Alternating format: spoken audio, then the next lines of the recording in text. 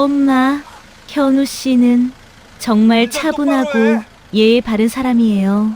서연이가 확신에 찬 목소리로 말했다. 하지만 사고 현장에서 현우의 입에서 터져나온 말은 충격적이었다. 야! 못 보냐? 똑바로 해. 보험 사기치러 나왔냐? 정자 어르신은 귀를 의심했다. 젊은 사람이 어찌 운전 저런 똑바로 해. 말투를. 속이 철렁 내려앉았다. 상대방도 만만치 않았다. 어르신 모시고 다니면서 싸가지가 없네. 상황은 걷잡을 수 없이 악화되었다. 정자 어르신의 마음은 이미 부서지고 있었다. 상견례 가는 길에 욕설이라니. 내가 사람을 운전 잘못 똑바로 본 해. 건가. 억장이 무너지는 듯한 감정이 온몸을 타고 내려와 주저앉고 말았다. 운전 똑바로 해. 구독, 좋아요는 무료입니다. 꼭 눌러주시면 따뜻한 이야기 더 자주 전해드릴게요. 토요일 오후 서울 외곽의 오래된 아파트 단지입니다. 김정자 어르신이 자명종 대신 창밖 확성기에서 흘러나오는 동네 장돌뱅이의 고철 삽니다 소리에 눈을 뜹니다. 올해로 68, 은퇴한 지 벌써 3년이 흘렀지만 정자 어르신의 아침은 늘 똑같았습니다. 벽시계가 오후 2시를 가리키고 있었어요. 정자 어르신은 천천히 몸을 일으켜 부엌으로 향했습니다. 작은 찻잔에 둥둥 떠있는 대추 두 쪽 라디오에서 흘러나오는 남진의 노래, 그리고 벽에 걸린 달력에 빨간 볼펜으로 동그라미 친 오늘의 큰 글씨 상견례라고 적혀 있었죠.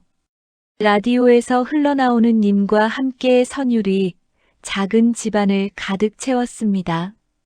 정자 어르신은 찻잔을 들고 거실 소파에 앉아 깊은 생각에 잠겼어요. 평생을 교육자로 살아오면서 수많은 학생들과 젊은 교사들을 만나봤지만 오늘같이 긴장되는 날은 오랜만이었습니다. 딸 박서연은 올해 35입니다. 동네 초등학교에서 아이들을 가르치는 교사로 일하고 있어요. 교무실에서 야근이 잦아도 집에 들어오면 늘 따뜻한 말투를 먼저 꺼내는 착한 딸이었습니다. 어젯밤에도 서연이는 예비 남편 이야기를 꺼냈었죠. 엄마, 현우 씨 정말 차분하고 예의 바른 사람이 맞아요. 세일즈 일을 하고 있지만 거친 사람 절대 아니에요. 말투도 정중하고 저를 정말 아껴줘요. 서연이의 눈빛이 반짝였던 게 기억났습니다.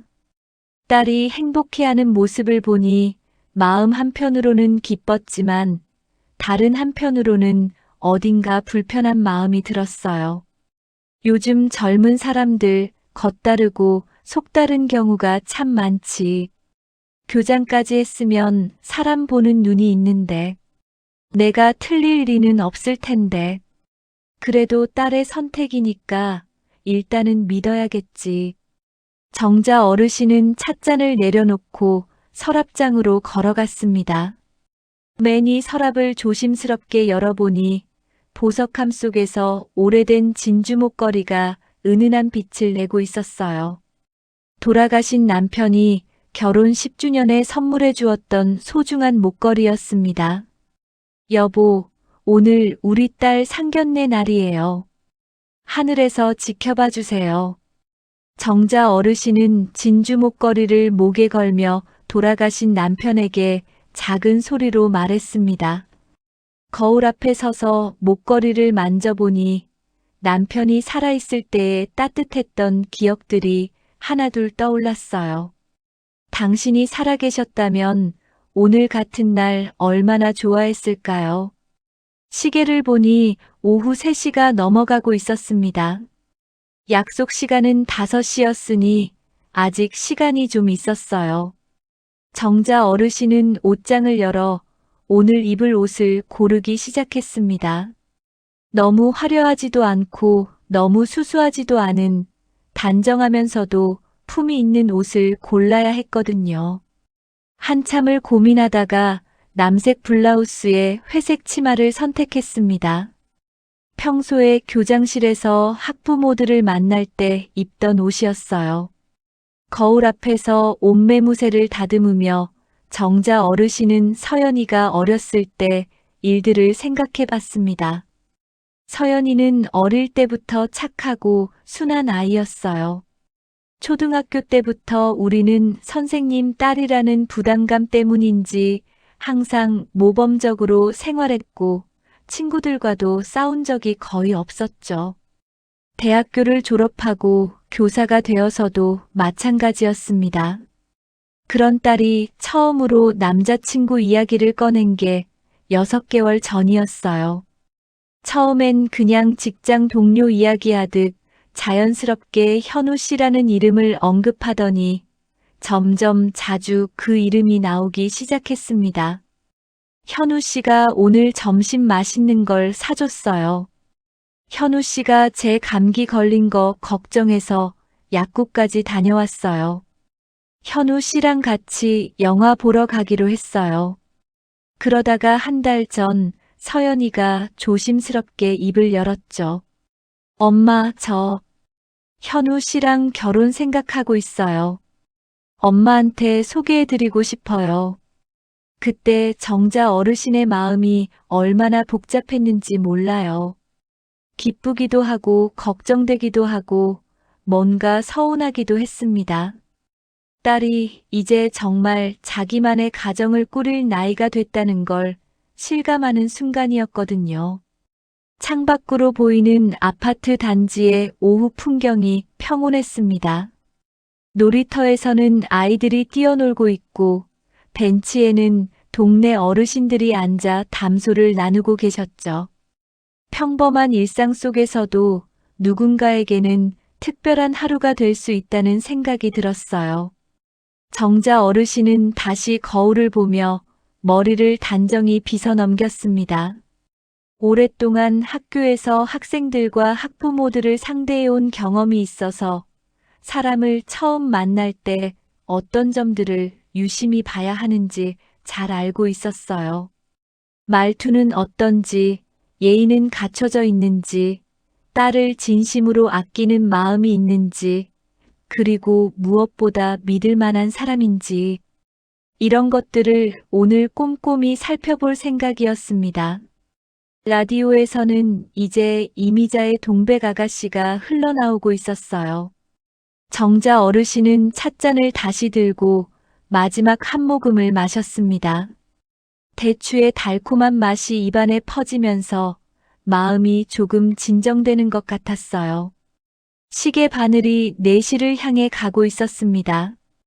정자 어르신은 화장대 앞에 앉아 연분홍 립스틱을 바르고 마지막으로 향수를 살짝 뿌렸습니다. 모든 준비가 끝났어요.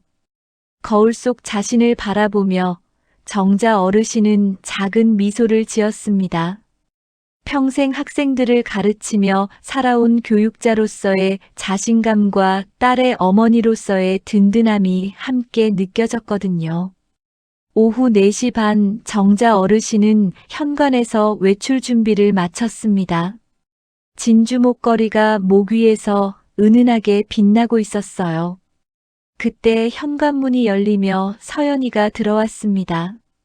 엄마, 준비 다 하셨네요. 정말 우아하세요. 서연이도 단정한 원피스에 카디건을 걸치고 있었어요.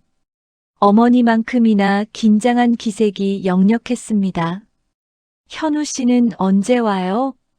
지금 주차장에서 기다리고 계세요. 엄마, 너무 긴장하지 마세요. 분명 좋은 분이라는 걸 아실 거예요. 서연이의 말에 정자 어르신은 고개를 끄덕였지만 여전히 마음 한구석은 불안했습니다.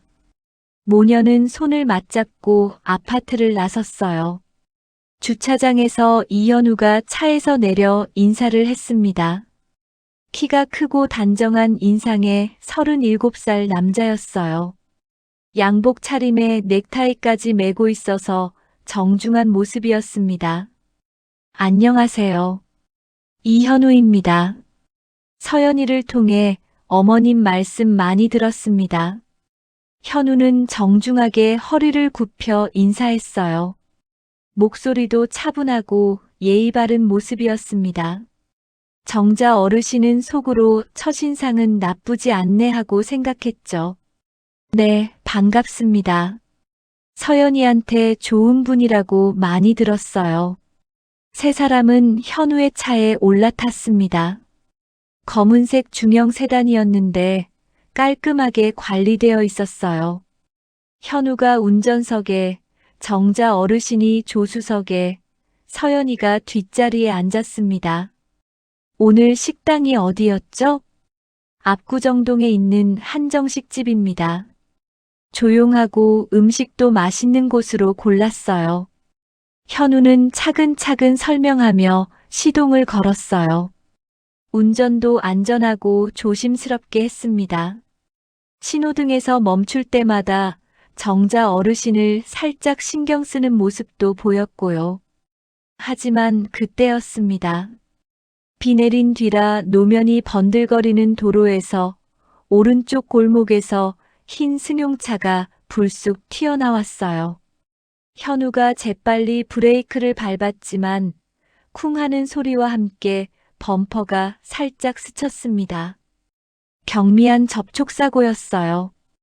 다행히 큰 충격은 없었지만 차 안에 세 사람 모두 깜짝 놀랐습니다. 괜찮으세요? 현우가 뒤를 돌아보며 물었어요. 그런데 순간 현우의 표정이 돌처럼 굳어졌습니다. 상대방 차에서 두 명의 남자가 내리더니 큰 소리로 소리치기 시작했거든요. 야, 너 지금 뭐 하는 거야?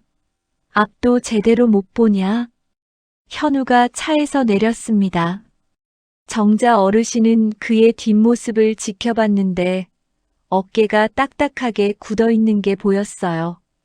그리고 현우의 입에서 믿을 수 없는 말이 터져 나왔습니다. 야, 앞 못 보냐? 보험 사기치러 나왔냐?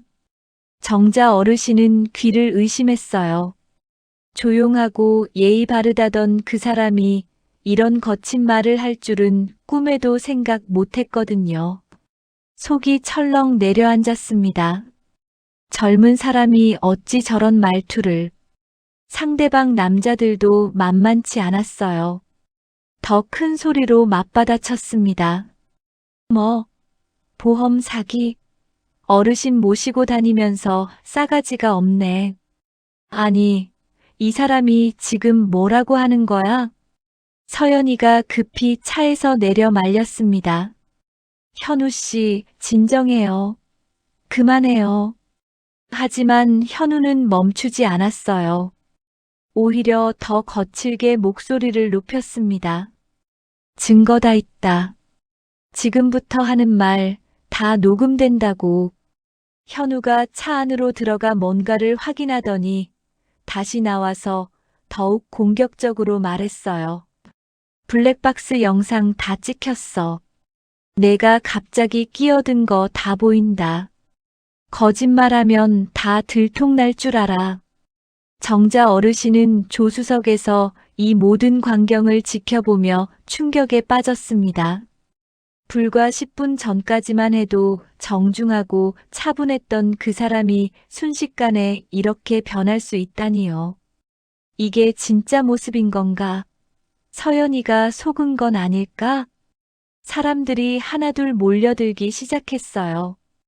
길가에 서 있던 사람들이 무슨 일인지 구경하러 나왔고 누군가는 휴대폰으로 영상을 찍기도 했습니다. 여기서 뭐 하는 거예요?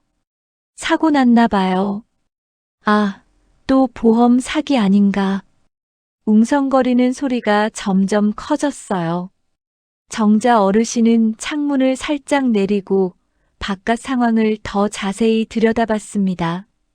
현우는 여전히 상대방과 언쟁을 벌이고 있었고 서연이는 그 사이에서 어쩔 줄 몰라 하고 있었어요. 그때 신고를 받고 경찰이 도착했습니다.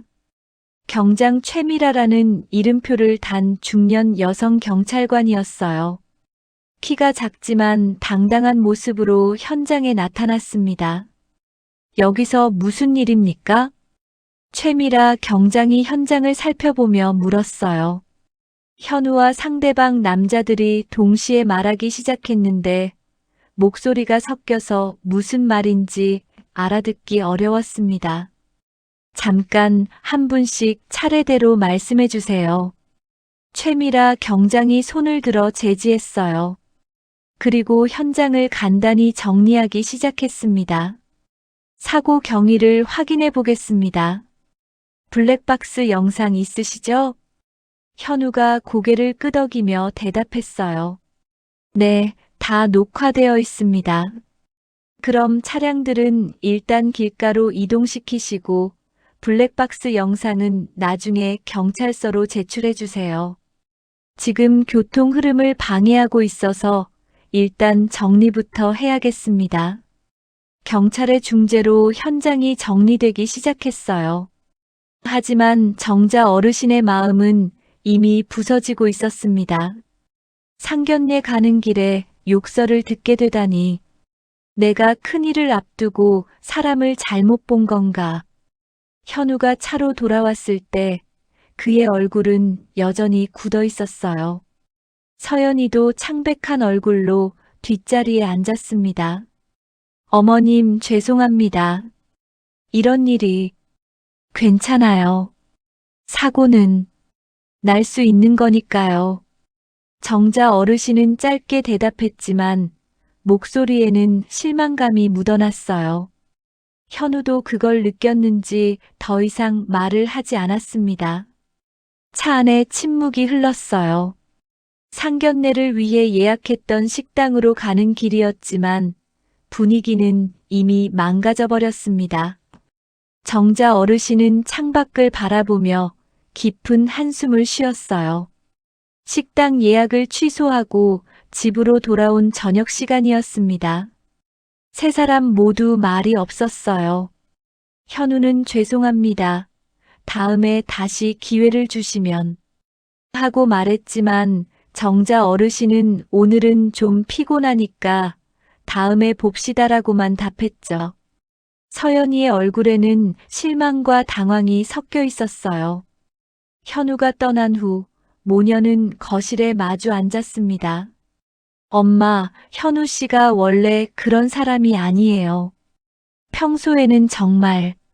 서연아, 사람은 위급할 때 본색이 나오는 법이야. 오늘 본 게 진짜 모습일지도 몰라. 정자 어르신의 목소리에는 깊은 실망이 배어 있었어요. 서연이는 더 이상 변명할 수 없어서 자기 방으로 들어갔습니다. 밤 10시가 넘어서였습니다. 정자 어르신은 잠이 오지 않아 거실에서 차를 끓여 마시고 있었어요. 그때 현관에서 초인종이 울렸습니다. 누군가가 뭔가를 놓고 간 모양이었죠. 문을 열어보니 작은 상자와 편지가 있었어요. 상자 안에는 작은 녹음기 같은 장치가 들어 있었고 편지에는 현우의 글씨로 이렇게 적혀 있었습니다. 어머님, 오늘 보여드린 모습이 전부가 아닙니다. 이걸 텔레비전에 연결해서 들어보시면 이해해 주실 수 있을 것 같습니다. 죄송합니다. 정자 어르신은 반신반의하며 그 장치를 거실 텔레비전에 연결했어요. 서연이도 소리를 듣고 나와서 어머니 옆에 앉았습니다. 이게 뭐예요? 현우 씨가 놓고 간 거야. 블랙박스 영상이라고 하네. 화면에 오늘 오후의 영상이 나타났어요. 처음엔 익숙한 장면들이었습니다. 현우가 정중하게 인사하는 모습, 차 안에서 나누는 대화들, 그리고 사고가 나는 순간까지요. 하지만 20분쯤 지나자 화면 속에서 이상한 일이 벌어졌습니다. 분명히 현우가 거칠게 소리치는 장면이 나오는데 동시에 다른 음성이 들려오기 시작했어요. 처음엔 작은 소리였지만 점점 또렷해졌습니다. 그런데 그 목소리는 아까 현장에서 들었던 험한 말투가 아니라 낮고 온화한 목소리였어요. 괜찮으세요? 심호흡 천천히 하세요. 사고 이후에는 밤길이 무서울 수 있어요. 혹시 악몽을 꾸시면 물 한 모금부터 드세요. 정자 어르신은 리모컨을 떨어뜨렸습니다. 이건 누구 목소리지? 서연이도 놀란 표정으로 화면을 바라봤어요. 현우 씨 목소리 같은데. 하지만 톤이 완전히 달라요. 그때 현관문이 조심스럽게 열렸습니다. 현우가 들어왔어요. 정자 어르신의 허락도 받지 않고 들어온 것이었지만 지금은 그런 예의를 따질 상황이 아니었습니다. 어머님 영상을 보고 계시는군요. 현우는 소파 맞은편에 조심스럽게 앉았어요. 얼굴에는 피곤함과 무언가를 결심한 듯한 표정이 섞여 있었습니다. 이게 대체 뭡니까? 같은 사람 목소리가 맞나요? 정자 어르신이 물었어요. 현우는 잠시 망설이더니 입을 열었습니다. 제 차에는 특별한 녹음 장치가 있습니다. 2개의 채널로 나뉘어서 녹음이 돼요. 하나는 일반적인 주행 중 상시 녹음이고 다른 하나는 제가 핫키를 누르면 작동하는 상담 음성 채널입니다. 상담 음성이라니요? 서연이가 의아한 표정으로 물었어요. 저는 밤에 상담 전화를 받는 일을 하고 있습니다. 교통사고 유가족들이나 트라우마로 고생하는 분들과 통화를 하면서 그 내용을 따로 저장해 두거든요. 나중에 제가 다시 들어보면서 더 나은 상담을 하기 위해서요. 현우의 설명에 정자 어르신은 눈썹을 찌푸렸어요. 그럼 낮에는 욕설을 하고 밤에는 상담을 한다는 말입니까? 이중 생활을 하고 계시는 건가요? 오해하실 거라는 걸 알고 있었어요. 하지만 지금 당장은 모든 걸 다 말씀드릴 수 없어요. 조금만 시간을 주시면. 현우의 목소리에는 간절함이 묻어났어요. 하지만 정자 어르신은 여전히 의심스러운 눈빛으로 현우를 바라봤습니다. 시간을 달라고요? 우리 딸과 결혼하려는 사람이 이런 비밀을 가지고 있다면 어떻게 믿으라는 거죠? 그때 화면에서는 계속해서 현우의 다른 목소리가 흘러나오고 있었어요. 힘드실 때는 언제든 전화하세요. 혼자 견디지 마시고. 사고 후유증으로 잠들기 힘드시죠? 천천히 호흡을 고르시면서. 가족을 잃은 슬픔은 시간이 해결해주지 않아요. 하지만 함께 견디면 조금씩 나아질 수 있어요. 온화하고 따뜻한 목소리들이 계속 이어졌습니다. 정자 어르신은 점점 혼란스러워졌어요. 분명히 오늘 오후에 들었던 거친 목소리와는 전혀 다른 사람 같았거든요. 현우 씨, 정말 솔직하게 말해주세요. 당신의 진짜 모습이 뭡니까? 정자 어르신의 질문에 현우는 깊은 한숨을 쉬었어요. 둘 다 진짜 제 모습입니다.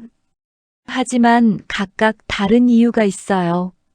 오늘 오후에 보신 모습도 지금 듣고 계신 목소리도 모두 필요해서 하는 일이에요. 무슨 뜻이죠? 서연이가 물었지만 현우는 대답 대신 고개를 떨구었어요. 아직은 말씀드릴 수 없어요.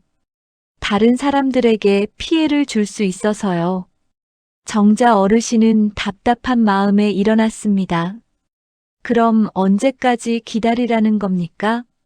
우리 딸의 인생이 걸린 문제인데 이런 식으로 감추기만 하시면 어떻게 믿겠어요?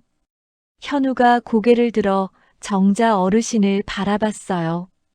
그의 눈에는 진심 어린 간절함이 있었지만 동시에 무언가를 숨기고 있다는 것도 분명했습니다. 어머님, 일주일만 시간을 주세요. 일주일 후에는 모든 걸 말씀드릴 수 있을 것 같아요. 일주일요? 네, 그때까지는. 제발 서연이를 믿어주세요. 그리고 저도. 현우는 일어나서 정중하게 인사를 했어요. 하지만 정자 어르신은 여전히 석연치 않은 표정이었습니다. 현우가 떠난 후 모녀는 다시 거실에 남았어요. 블랙박스 영상에서는 여전히 현우의 온화한 상담 목소리가 흘러나오고 있었습니다. 엄마, 어떻게 생각하세요? 서연이가 조심스럽게 물었어요. 모르겠다. 정말 모르겠어. 정자 어르신은 진주 목걸이를 만지작거리며 깊은 생각에 잠겼습니다. 오늘 하루 동안 너무 많은 일이 일어났어서 무엇이 진실인지 판단하기 어려웠어요. 다음 날 아침 정자 어르신은 일찍 잠에서 깼습니다. 밤새 뒤척이며 현우에 대한 생각을 정리해 보려 했지만 쉽지 않았어요. 블랙박스에서 들었던 따뜻한 목소리가 계속 머릿속에 맴돌았거든요. 아침 8시쯤 집 전화벨이 울렸습니다. 경장 최미라로부터 온 전화였어요. 안녕하세요, 어르신. 어제 사고 건으로 연락드렸습니다. 아, 네. 무슨 일이세요? 블랙박스 영상을 잘 받았는데요. 검토하다 보니 특이한 점이 있어서 말씀드리려고요. 정자 어르신은 수화기를 꽉 쥐었어요. 뭔가 중요한 이야기가 나올 것 같은 예감이 들었거든요. 어떤 특이한 점 말씀이세요? 사고 직후에 상대방 차량에서 내린 두 사람이 서로 눈짓을 하더니 휴대폰으로 누군가에게 똑같은 메시지를 보내는 게 포착됐어요. 3번 시나리오로 밀어라는 내용이었습니다. 정자 어르신의 등줄기가 서늘해졌습니다. 그게 무슨 뜻이죠? 보험 사기단이 자주 쓰는 수법 중 하나예요. 미리 준비된 시나리오대로 사고를 유도하고 합의금을 받아내는 거죠. 어르신, 혹시 이현우 씨에 대해 더 자세히 아는 게 있으신가요? 아니요. 사실 어제 처음 만났어요. 저희 딸의 남자친구인데. 최미라 경장이 잠시 침묵했다가 말했습니다. 그렇다면 조심하셔야 할 것 같아요. 이 사건이 단순한 교통사고가 아닐 가능성이 높거든요. 전화를 끊은 후 정자 어르신은 더욱 혼란스러워졌어요. 현우가 피해자인지 아니면 뭔가 다른 일에 연루된 사람인지 알 수 없었거든요. 1시간 후 최미라 경장이 직접 집으로 찾아왔습니다. 손에는 두꺼운 서류 뭉치를 들고 있었어요. 어르신, 추가로 확인된 사실들이 있어서 직접 왔습니다. 최미라 경장은 거실 테이블에 사진 몇 장을 펼쳤어요. 그 중에는 수리소 CCTV 화면이 포함되어 있었습니다. 현우 씨 차가 수리를 받으러 간 그 수리소인데요. 일주일 전에도 어제 사고 낸 그 흰색 승용차가 같은 수리소에 들어갔더라고요. 그때도 범퍼만 교체하고 갔어요. 정자 어르신은 사진을 자세히 들여다봤습니다. 확실히 같은 차량이 맞는 것 같았어요. 그럼 그 사람들이 일부러 사고를 낸 거군요. 그럴 가능성이 높습니다. 보험 사기단이 자주 쓰는 패턴이거든요. 문제는 우리도 확실한 증거를 모으려면 시간이 필요한데 그 사이에 그들이 또 다른 행동을 할 수 있다는 거예요. 최미라 경장이 또 다른 서류를 꺼냈습니다. 그리고 이것도 확인해 보세요. 이현우 씨의 통화 기록표입니다. 서류를 받아든 정자 어르신의 얼굴이 굳어졌어요. 밤 10시 이후로 번호 표시 제한이라고 적힌 통화들이 빼곡하게 적혀 있었거든요. 그것도 매일 밤 길게는 1시간씩 통화한 기록들이었습니다. 이게 뭡니까? 어제 현우 씨가 말한 상담 전화일 수도 있고 아니면 다른 목적의 통화일 수도 있어요. 최미라 경장의 말에 정자 어르신은 가슴이 답답해졌습니다. 다른 목적이라니요? 보험 사기단은 대개 조직적으로 움직여요. 밤에 다음날 계획을 세우거나 수익을 배분하거나 아니면 다른 조직원들과 연락을 주고받죠. 그때 서연이가 학교에서 돌아왔습니다. 현관문이 열리는 소리를 들은 정자 어르신은 급히 서류들을 정리했어요. 딸에게 이런 걱정을 끼치고 싶지 않았거든요. 엄마, 누구 오셨어요? 아, 어제 사고 건으로 경찰관분이 잠시 오셨어. 서연이는 최미라 경장에게 인사를 했어요. 하지만 테이블 위에 남아있던 통화 기록표를 보는 순간 얼굴이 창백해졌습니다. 이게 현우 씨 거예요? 정자 어르신은 어쩔 수 없이 고개를 끄덕였어요. 서연이가 서류를 들여다보며 중얼거렸습니다. 매일 밤 이렇게 긴 통화를. 저는 몰랐는데. 서연아, 현우 씨가 상담 전화를 받는다고 했잖아. 하지만 이렇게 많을 줄은. 그리고 왜 저한테는 말 안 했을까요? 서연이의 목소리에 의심이 스며들기 시작했어요. 최미라 경장이 조심스럽게 입을 열었습니다.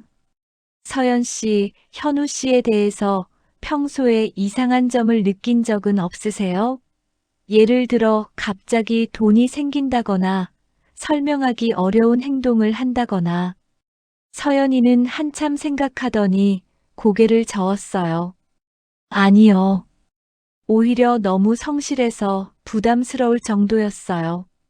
항상 시간 약속도 정확하게 지키고 제게 선물할 때도 적당한 선에서. 그런데 갑자기 서연이의 표정이 변했습니다. 아, 그런데 하나 이상한 게 있긴 했어요. 뭔데요? 현우 씨가 가끔 밤에 급하게 나가는 적이 있었어요.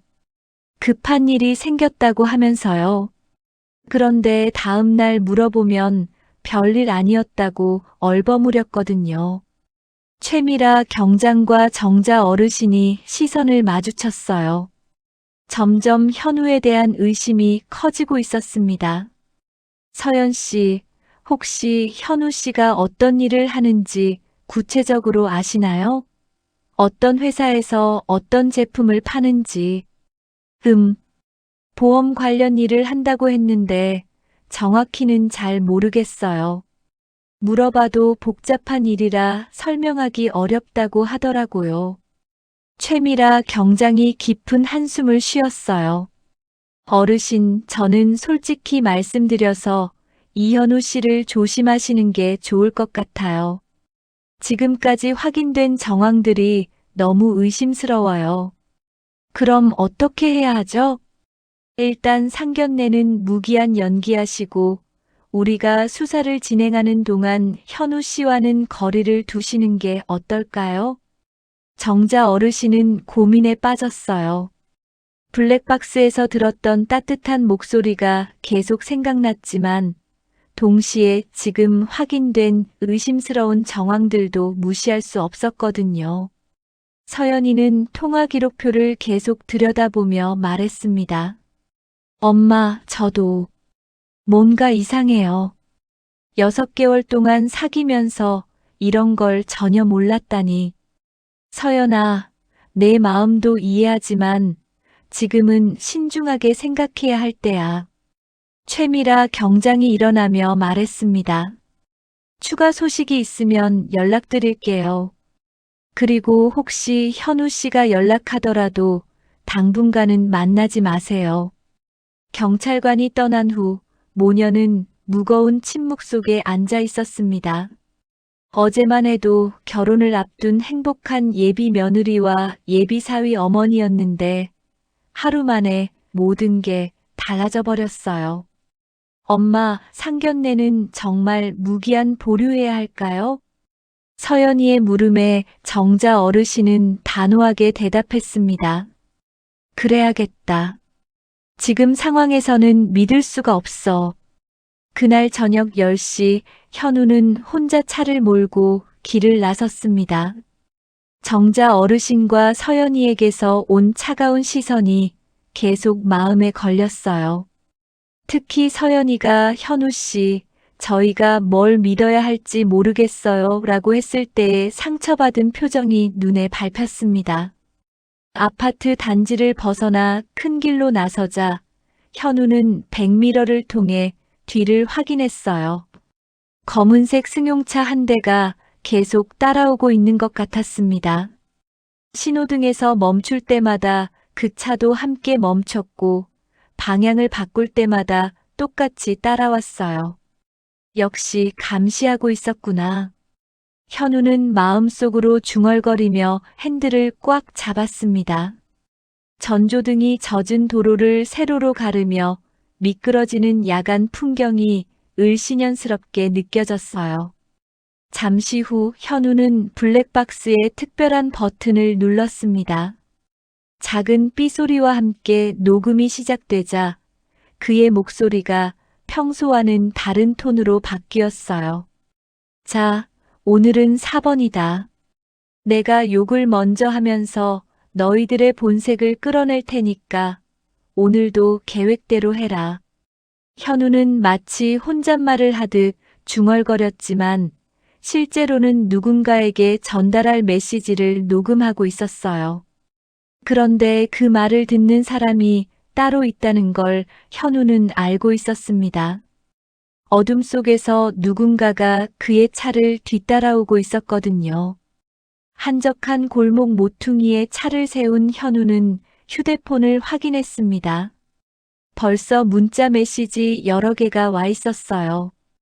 오늘 밤 12시 평소 장소에서 만나자. 마지막 거래다. 절대 늦지 마라. 경찰한테 뭔 소리 했는지 확인해야겠다. 현우는 문자들을 읽으며 깊은 한숨을 쉬었어요. 그리고 다시 블랙박스의 녹음 버튼을 눌렀습니다. 6개월 동안 이들 속에서 증거를 모아왔는데 이제 정말 끝낼 수 있을까? 하지만 서연이와 어머님한테는 진실을 말할 수가 없어. 아직 위험하니까. 현우의 목소리에는 피로와 절망이 섞여 있었어요. 사랑하는 사람들에게 오해받으면서도 진실을 말할 수 없는 고통이 얼마나 큰지 그의 표정에서 느껴졌습니다. 시간이 흘러 밤 12시가 되자 현우는 약속 장소인 한적한 공장 지대로 향했어요. 불빛 하나 없는 어두운 곳이었는데 멀리서 차 헤드라이트 몇 개가 반짝이고 있었습니다. 차에서 내린 현우 앞으로 어두운 그림자 3명이 나타났어요.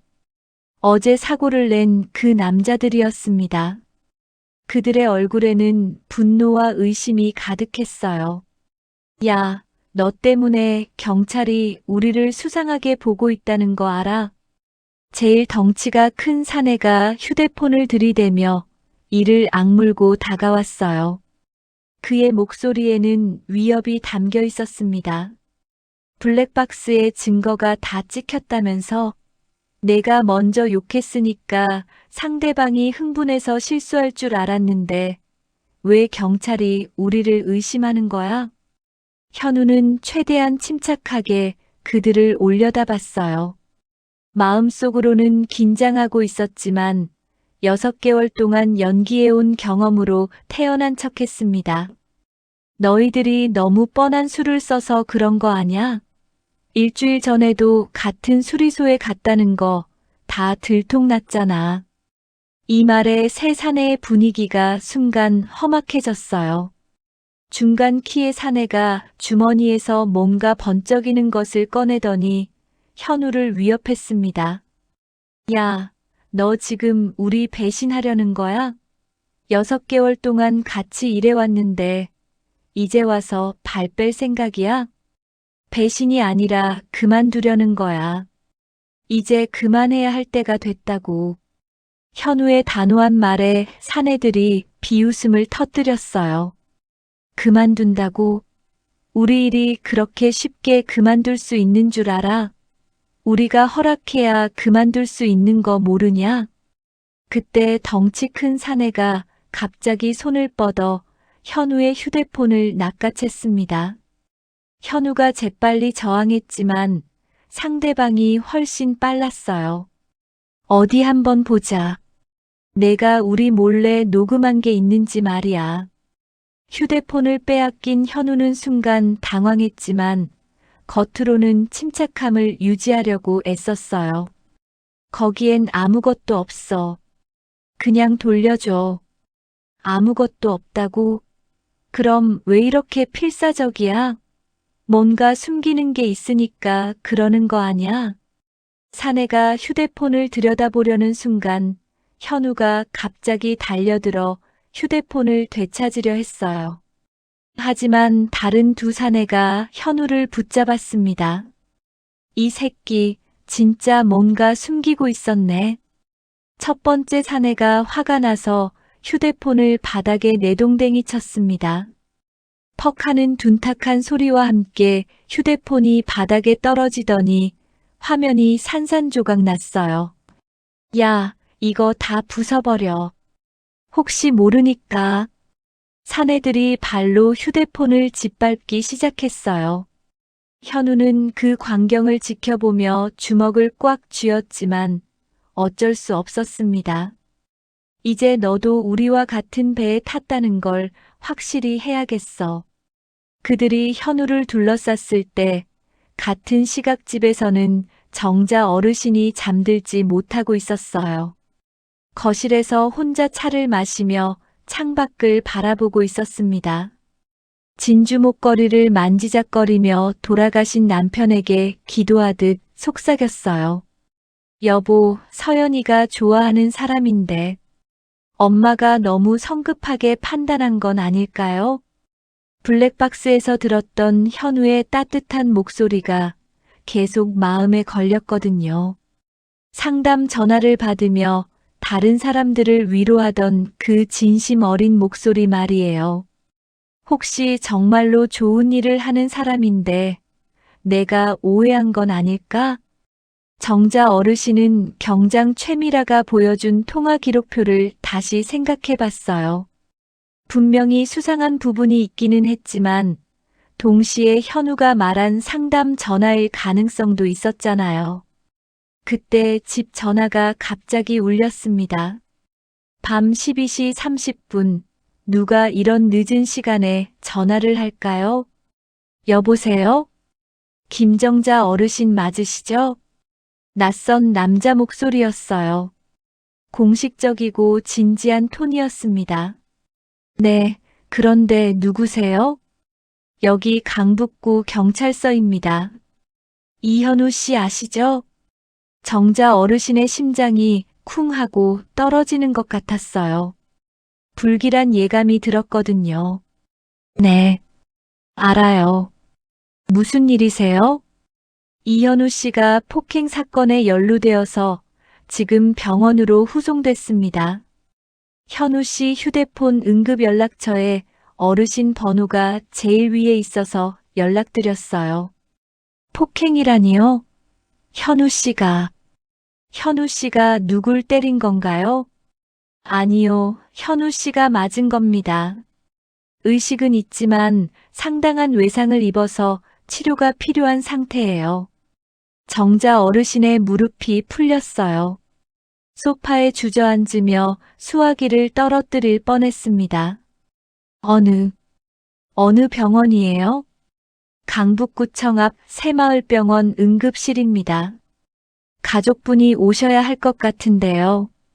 보호자 서명이 필요한 치료들이 있어서요. 전화를 끄는 정자 어르신은 급히 서연이 방으로 향했어요. 문을 두드리며 큰 소리로 불렀습니다. 서연아, 지금 당장 일어나야 해. 큰일 났어. 엄마, 무슨 일이에요? 무슨 일이에요? 잠에서 깨어난 서연이가 방문을 열며 물었어요. 현우 씨가 다쳤대. 지금 병원 응급실에 있다고 해. 뭐라고요? 서연이는 잠이 확 깨면서 급히 옷을 챙겨 입기 시작했어요. 아무리 현우에 대해 의심이 있어도 다친 사람을 그냥 둘 수는 없었거든요. 모녀는 급히 택시를 타고 병원으로 향했습니다. 택시 안에서 정자 어르신은 복잡한 마음을 감출 수 없었어요. 서연아, 나도 정말 모르겠다. 이 사람이 나쁜 사람인지 좋은 사람인지. 엄마, 일단 가서 보고 생각해요. 다친 사람부터 돌봐야죠. 병원 응급실에 도착했을 때는 새벽 1시가 훨씬 넘어 있었어요. 새벽 1시 30분, 병원 응급실은 흰 형광등 불빛으로 환했습니다. 정자 어르신과 서연이가 간호사에게 현우의 병실을 물어보니 세병동 응급처치실에 있다고 했어요. 복도를 걸으며 정자 어르신의 마음은 복잡했습니다. 의심하던 사람이 다쳐서 병원에 누워 있다니 이런 상황을 어떻게 받아들여야 할지 몰랐거든요. 문을 조심스럽게 열고 들어가자 현우가 침대에 누워 있었습니다.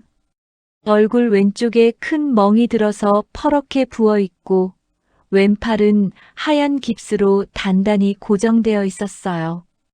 입술도 터져서 피가 약간 말라붙어 있었고 이마에는 작은 반창고가 붙어 있었습니다. 현우 씨, 서연이가 조심스럽게 불렀어요. 현우가 천천히 눈을 뜨더니 정자 어르신과 서연이를 봤습니다. 그의 눈에는 놀람과 미안함, 그리고 안도감이 동시에 섞여 있었어요.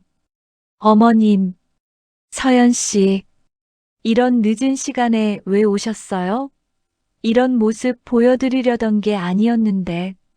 현우의 목소리는 평소보다 쉰 목소리였어요. 목 부위에도 상처를 입은 것 같았습니다. 경찰에서 연락이 왔어요. 도대체 무슨 일인지 제대로 말해주세요. 더 이상 숨기지 말고요. 정자 어르신의 목소리에는 걱정과 답답함이 함께 묻어 있었어요. 지금까지의 모든 의심과 오해, 그리고 현우에 대한 복잡한 감정들이 한꺼번에 섞여 나오는 것 같았습니다. 현우는 잠시 천장을 바라보더니 깊은 한숨을 쉬었습니다.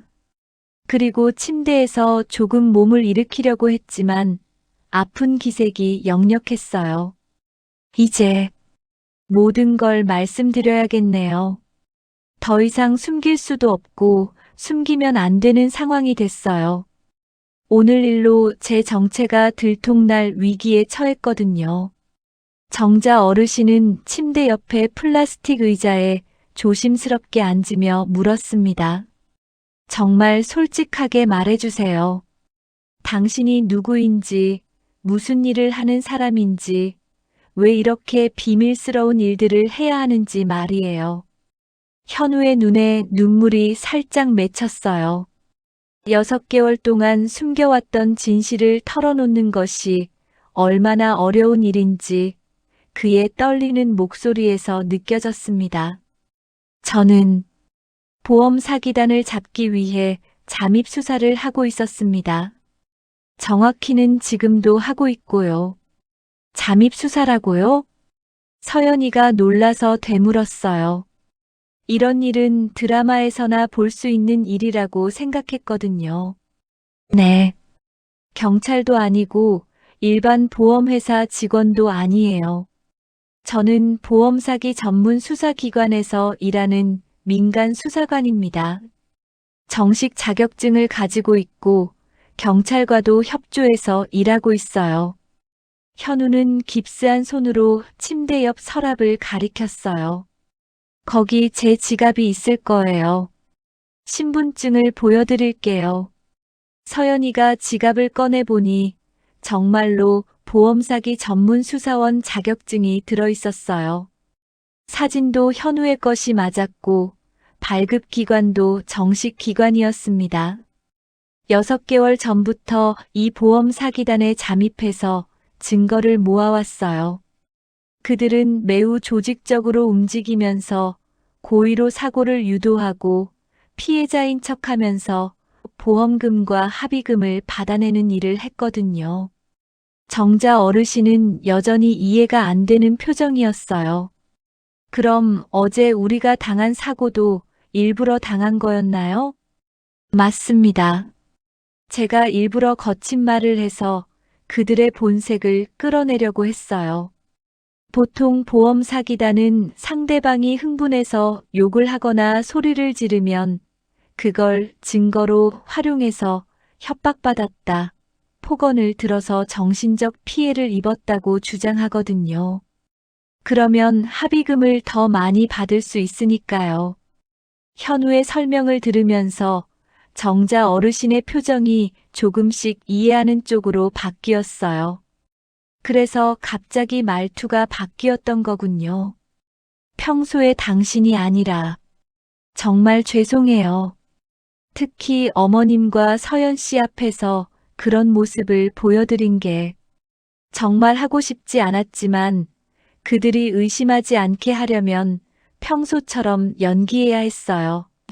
만약 제가 평소처럼 정중하게 행동했다면 그들이 이상하게 생각했을 거예요. 서연이가 여전히 의문스러운 표정으로 물었습니다. 그럼 밤에 받는 그 많은 전화들은 뭐예요? 통화 기록을 보니까 매일 밤 몇 시간씩. 그건 정말로 상담 전화예요. 사실 제가 이 일을 시작한 가장 큰 이유이기도 하고요. 현우는 잠시 멈춰서더니 마치 아픈 기억을 떠올리는 듯한 표정으로 계속 말했어요. 2년 전에 제 여동생이 보험 사기 사고의 피해자가 됐어요. 상대방이 일부러 사고를 냈는데 교묘하게 조작해서 오히려 우리 동생이 가해자로 몰렸죠. 법정 다툼도 1년 넘게 했고 그 스트레스와 후유증으로 동생이 심한 우울증에 걸렸어요. 지금도 정신과 치료를 받고 있어요. 정자 어르신의 표정이 조금씩 부드러워졌어요. 현우의 목소리에서 진심이 느껴졌거든요. 그래서 같은 피해를 당한 사람들을 도와주시는 거군요. 네. 동생이 그 일을 겪은 후로 비슷한 상황에 있는 사람들의 연락이 오기 시작했어요. 입소문이 나면서 점점 많아졌고요. 교통사고 후유증으로 잠들지 못하는 분들, 억울하게 가해자로 몰린 분들, 가족을 잃고 괴로워하는 문제. 제가 전문 상담사는 아니지만 같은 경험을 했으니까 그분들의 마음을 이해할 수 있거든요. 현우의 목소리가 점점 떨리기 시작했어요. 사실 별로 도울 수 있는 건 없어요. 그냥 밤늦게 전화해서 하고 싶은 말씀 다 하시도록 들어드리는 것 뿐이죠. 울고 싶으면 울게 해드리고, 화가 나면 화낼 수 있게 해드리고, 그런 역할이에요. 그때 병실 문이 조심스럽게 열리며 경장 최미라가 들어왔습니다. 손에는 두꺼운 서류 뭉치와 큰 봉투를 들고 있었어요. 어르신들, 이런 늦은 시간에 찾아뵙게 되어 죄송합니다. 현우 씨, 상태는 좀 어떠세요? 괜찮습니다, 경장님. 이제 다 말씀드렸어요. 더 이상 숨길 이유도 없고요. 최미라 경장이 정자 어르신을 바라보며 정중하게 인사했어요.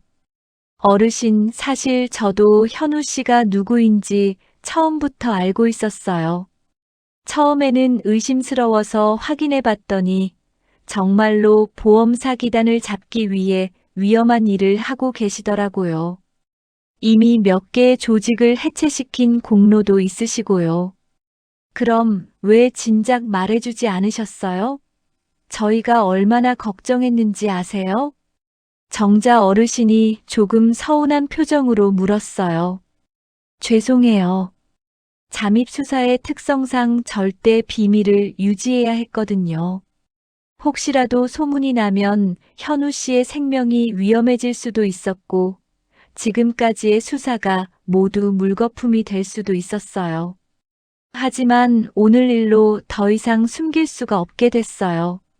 최미라 경장은 들고 온 큰 봉투를 꺼내 정자 어르신에게 조심스럽게 건넸어요. 이걸 보시면 현우 씨가 어떤 분인지 정확히 아실 수 있을 거예요.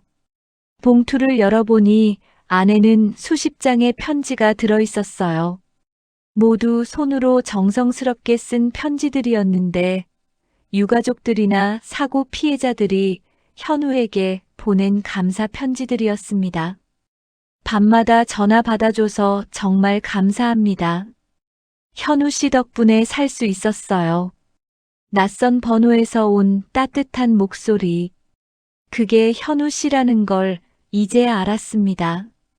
혼자 견디기 힘들 때마다 현우 씨 목소리가 있어서 버틸 수 있었어요. 정말 고맙습니다. 정자 어르신은 편지들을 읽다 말고 잠시 눈을 감았어요. 블랙박스에서 들었던 그 온화하고 따뜻한 목소리가 이런 의미였구나 하는 깨달음이 밀려왔거든요. 최미라 경장이 조용히 말을 이었습니다. 저도 10년 전에 음주운전 사고로 동생을 잃었어요. 그때 정말 힘들어서 자살까지 생각했는데 인터넷에서 찾은 어떤 번호로 전화를 걸었더니 밤새도록 제 얘기를 들어주는 사람이 있었어요. 그게 현우 씨였나요? 서연이가 놀라서 물었어요. 네. 그 목소리를 평생 잊을 수가 없거든요. 처음 현우 씨를 봤을 때부터 알아봤어요. 하지만 잠입 수사 때문에 말할 수 없었죠. 오히려 의심하는 척해야 했고요. 정자 어르신은 편지들을 다시 천천히 들여다봤어요. 각각의 편지마다 절절한 감사의 마음이 담겨 있었습니다. 그리고 현우를 바라보며 진심 어린 목소리로 물었습니다. 그럼 어제 상견례 길에서 들었던 그 욕설은 정말 연기였던 거군요. 정말 죄송해요. 그들을 속이기 위해서 어쩔 수 없었어요. 하지만 어머님과 서연 씨한테 상처를 드린 건 정말 용서받을 수 없는 일이에요. 현우가 깁스한 팔로도 정중하게 고개를 숙여 사죄했어요. 정자 어르신은 한참 생각하더니 조용히 입을 열었습니다. 거친 말로 방패를 만든 거였군요. 현우 씨.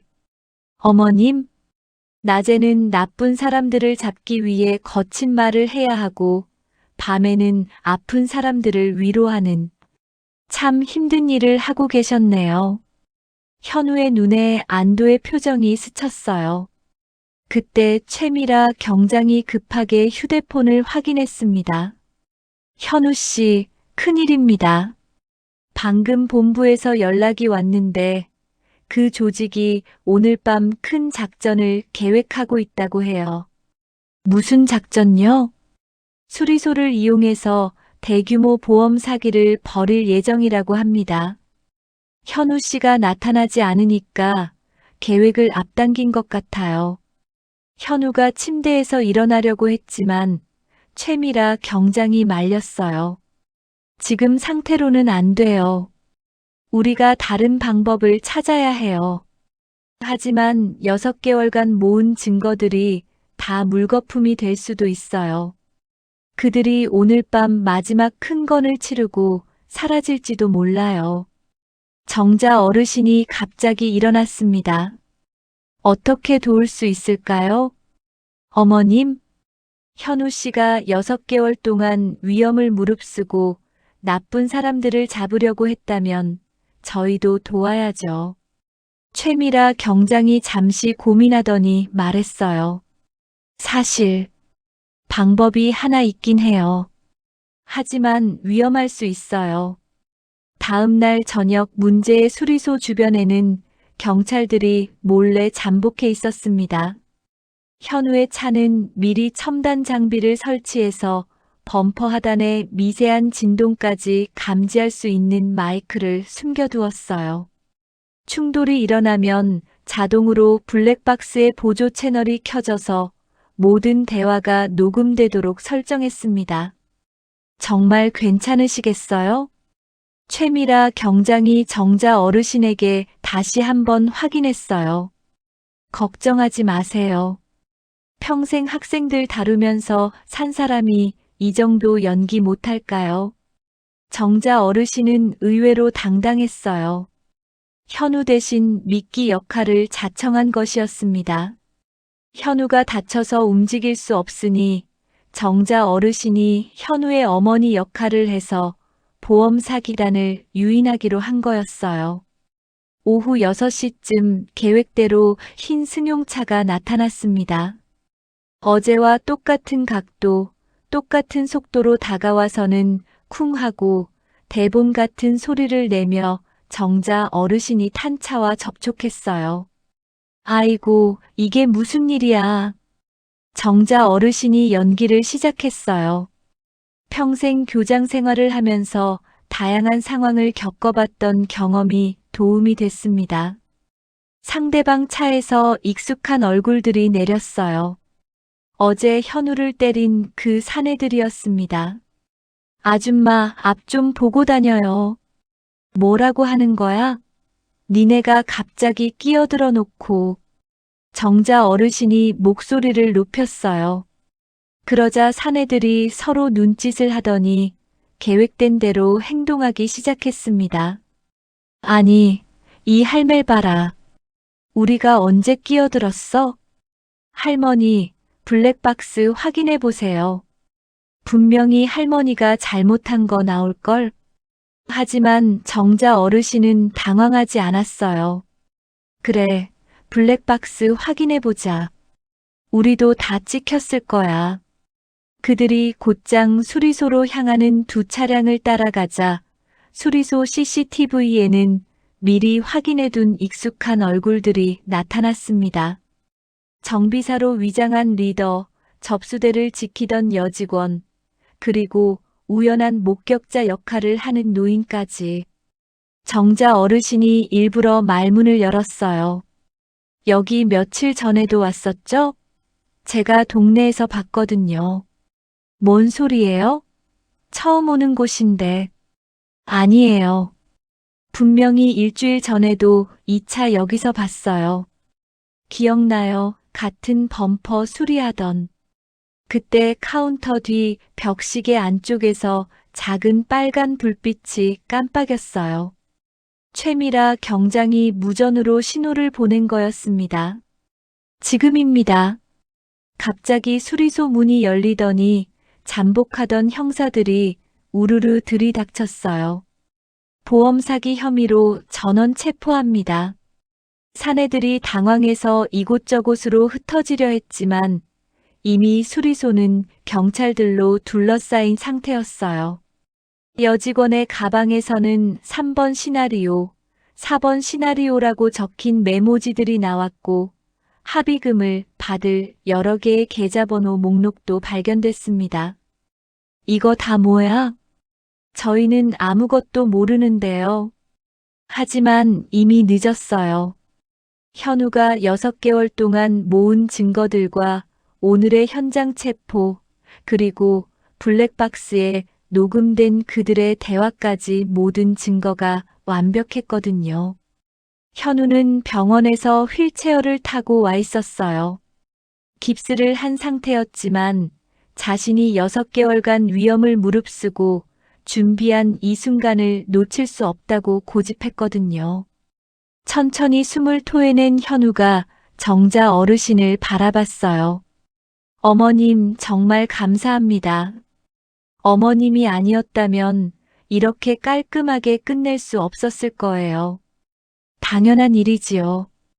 우리 서연이가 좋아하는 사람이 하는 일인데. 그때 수리소 문이 다시 열리며 서연이가 들어왔어요. 학교에서 급히 달려온 것 같았는데 숨이 차 있었습니다. 엄마, 현우 씨, 괜찮으세요? 괜찮아, 서연아. 모든 게 끝났어. 정자 어르신이 딸의 손을 잡으며 말했어요. 최미라 경장이 다가와서 말했습니다. 현우 씨 덕분에 이 조직뿐만 아니라 연결된 다른 조직들까지 모두 검거할 수 있을 것 같아요. 정말 대단한 일을 해내셨어요. 현우가 조금 부끄러운 듯 고개를 숙였어요. 제가 한 게 아니라 모두가 함께 해준 거죠. 특히 어머님이. 현우 씨. 정자 어르신이 현우를 불렀어요. 네, 어머님. 앞으로는 저를 선생님이라 부르지 마요. 현우가 놀란 표정을 지었어요. 혹시 또 뭔가 잘못했나 싶어서요. 어른이라 부르든지요. 우리는 이제 가족이니까. 수리소 안에 따뜻한 웃음이 퍼졌습니다. 긴 밤이 끝나고 진실이 밝혀지는 순간이었어요. 경찰들이 범인들을 연행하는 소리가 들렸지만 세 사람에게는 그보다 더 소중한 것이 생긴 밤이었습니다. 보름이 흘렀습니다. 현우의 깁스도 완전히 제거되고 얼굴의 멍자국도 거의 사라졌어요. 보험 사기단 검거 소식은 지역 뉴스뿐만 아니라 전국 뉴스에도 나와서 화제가 되었습니다. 특히 6개월간의 잠입 수사 끝에 대규모 조직을 해체시켰다는 내용이 사람들의 관심을 끌었죠. 이제 드디어 제대로 된 상견례를 할 시간이 왔어요. 동네에서 가장 유명한 한정식집을 예약했습니다. 이번에는 아무도 방해하지 않는 진짜 평화로운 만남이 될 거였어요. 오후 6시 식당 안은 따뜻하고 아늑했습니다. 정자 어르신은 특별히 그날을 위해 새로 사온 한복을 입고 왔어요.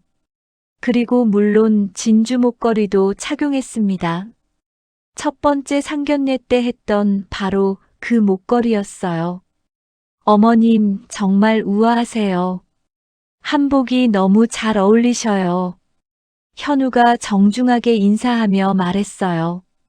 그의 얼굴에는 이제 완전히 평온함이 돌아와 있었습니다. 더 이상 이중 생활을 할 필요가 없어졌으니까요. 고마워요. 오늘은 정말 특별한 날이니까 단정하게 차려입어야죠. 상위로 김이 모락모락 오르는 갈비찜, 전복죽, 각종 나물과 김치가 정갈하게 놓여 있었어요. 식당 구석에서는 정자 어르신이 좋아하는 7080 가요가 잔잔하게 흘러나오고 있었습니다. 사랑으로라는 노래였는데 정자 어르신과 돌아가신 남편이 젊을 때 자주 듣던 곡이었어요. 이 집은 정말 음식이 맛있네요. 어머님이 어떻게 이런 좋은 곳을 아셨어요? 현우가 젓가락을 들며 감탄했어요. 우리 서연이 아버지와 자주 오던 곳이에요. 결혼 기념일이나 특별한 날이면 꼭 여기 왔거든요. 사장님이 음식을 정성스럽게 만드시고 무엇보다 조용해서 대화하기 좋아요. 정자 어르신의 목소리에는 그리움이 묻어 있었어요. 서연이가 어머니의 손을 살짝 잡아주었습니다. 아버지도 현우 씨를 좋아하셨을 거예요. 그럼 물론이지. 우리 사위감을 어떻게 안 좋아하겠어. 정자 어르신은 천천히 술잔을 들었습니다. 오늘만큼은 특별히 소주 한 잔을 하기로 했어요. 현우 씨, 그동안 정말 고생 많았어요. 위험한 일을 하면서도 밤마다 다른 사람들을 위로하고 보통 사람이 할 수 있는 일이 아니에요. 아니에요, 어머님. 제가 당연히 해야 할 일이었어요. 동생이 그런 일을 겪고 나서 더 이상 이런 피해자가 나와서는 안 된다고 생각했거든요. 그리고 상담 전화는 사실 제가 더 많이 배우는 시간이에요. 현우의 진심 어린 대답에 정자 어르신이 고개를 끄덕였어요. 그런 마음가짐이 있으니까 사람들이 현우 씨를 믿고 전화를 하는 거겠죠. 서연이가 두 사람을 번갈아 바라보며 환한 미소를 지었어요. 몇 달 전만 해도 이런 평화로운 식사 시간이 가능할 줄 몰랐는데 이제야 진짜 가족이 된 기분이었습니다. 엄마, 그때 현우 씨를 끝까지 믿어주셔서 정말 감사해요. 사실 저도 많이 흔들렸었거든요. 통화 기록표를 보고는 정말 충격이었어요. 그때는 엄마도 정말 혼란스러웠어. 하지만 블랙박스에서 들은 그 목소리가 계속 마음에 걸렸거든. 그렇게 따뜻하고 진심 어린 목소리로 남을 위로하는 사람이 나쁜 사람일 리는 없다고 생각했어. 정자 어르신이 진주 목걸이를 살짝 만지며 계속 말했어요. 그리고 최미라 경장님이 보여주신 감사 편지들을 보고 확신했지.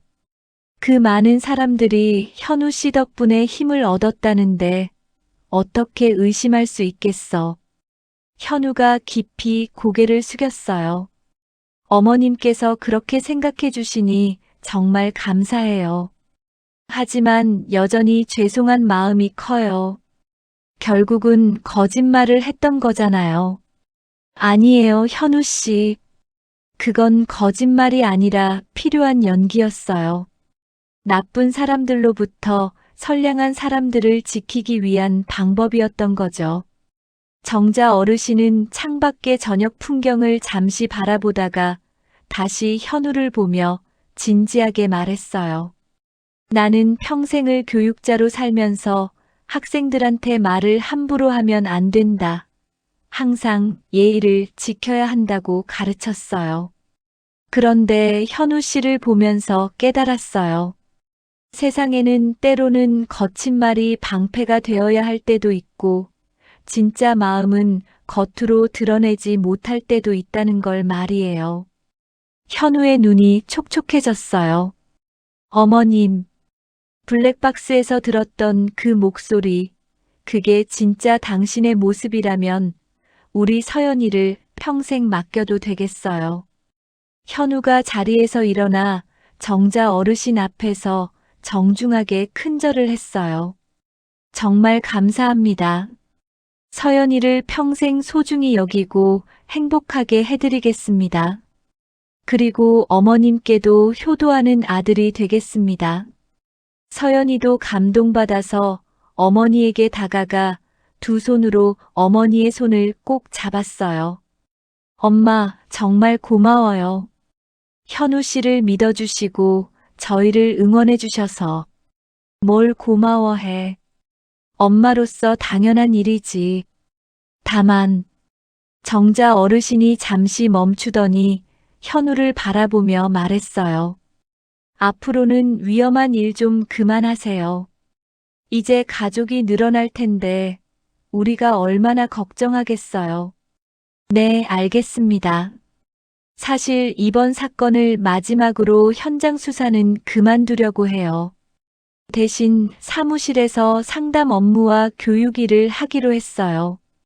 식사를 마치고 식당을 나온 세 사람은 근처 공원으로 산책을 나갔어요. 밤 공기가 시원했고 가로등 불빛이 따뜻했습니다. 벤치에 앉아서 잠시 쉬는데 정자 어르신이 하늘을 올려다보며 조용히 말했어요. 여보, 보고 계시죠? 우리 서연이가 정말 좋은 사람을 만났어요. 당신도 분명 좋아하실 거예요. 현우와 서연이가 정자 어르신을 다정하게 바라봤어요. 서연이 아버지세요. 10년 전에 돌아가셨지만 하늘에서 늘 우리를 지켜보고 계셔요. 그때 현우의 휴대폰이 조용히 진동했어요. 밤 10시가 넘은 시간이라 상담 전화인 것 같았습니다. 받으세요, 현우 씨. 기다리는 분이 계실 텐데. 정자 어르신이 이해하는 목소리로 말했어요. 현우가 고마운 표정을 지으며 전화를 받았습니다. 네, 안녕하세요. 많이 힘드셨죠? 괜찮아요. 천천히 말씀해 보세요. 현우의 목소리가 블랙박스에서 들었던 그 따뜻하고 부드러운 톤으로 바뀌었어요. 정자 어르신과 서연이는 조용히 그 모습을 지켜봤습니다. 네, 저도 비슷한 경험이 있어서 마음을 이해해요. 혼자 견디려고 하지 마시고 언제든 전화하세요. 20분 정도 통화를 마친 현우가 미안한 표정으로 돌아왔어요. 죄송해요. 정말 급한 분이셔서. 오늘 같은 날인데. 당연한 일이에요. 그분한테는 현우 씨가 유일한 희망일지도 몰라요. 앞으로도 그런 분들 많이 도와주세요. 정자 어르신이 일어서며 말했어요. 이제 집에 가서 따뜻한 차나 마시면서 결혼 준비 이야기를 본격적으로 해볼까요? 며칠 후 저녁 뉴스에서 큰 제목으로 대형 보험 사기단 일망타진이라는 소식이 나왔어요. 6개월간의 잠입 수사 끝에 수십억 원 규모의 보험 사기 조직이 해체되었다는 내용이었습니다. 제보자란에는 익명으로 밤마다 울음을 들어준 사람이라고 적혀 있었어요. 정자 어르신은 거실 소파에서 그 뉴스를 보며 흐뭇한 미소를 지었어요. 서연이와 현우는 부엌에서 설거지를 하면서 다음 주에 현우 부모님께 정식 인사드리는 일정에 대해 이야기하고 있었습니다. 말은 거칠었지만 마음은 선했다. 정자 어르신은 속으로 그 말을 다시 한번 되뇌었어요. 그리고 목에 걸린 진주 목걸이를 살짝 어루만지며 창밖 하늘을 향해 작은 소리로 중얼거렸습니다. 여보, 우리 서연이가 정말 훌륭한 사람을 만났어요. 겉으로는 때론 거칠어 보여도 속마음은 누구보다 따뜻한 사람이에요. 당신도 정말 좋아하실 거예요.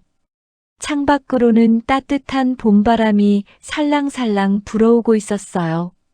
아파트 단지의 벚꽃이 막 피어나기 시작하는 새로운 시작을 알리는 계절이었습니다. 정자 어르신의 작은 집에 새로운 가족이 만들어지는 아름다운 봄이었어요. 오늘 이야기 끝까지 함께 해주셔서 감사합니다. 무료인 구독과 좋아요, 알람 설정 해주시면 앞으로 더 좋은 이야기를 전달해 드릴 수 있습니다.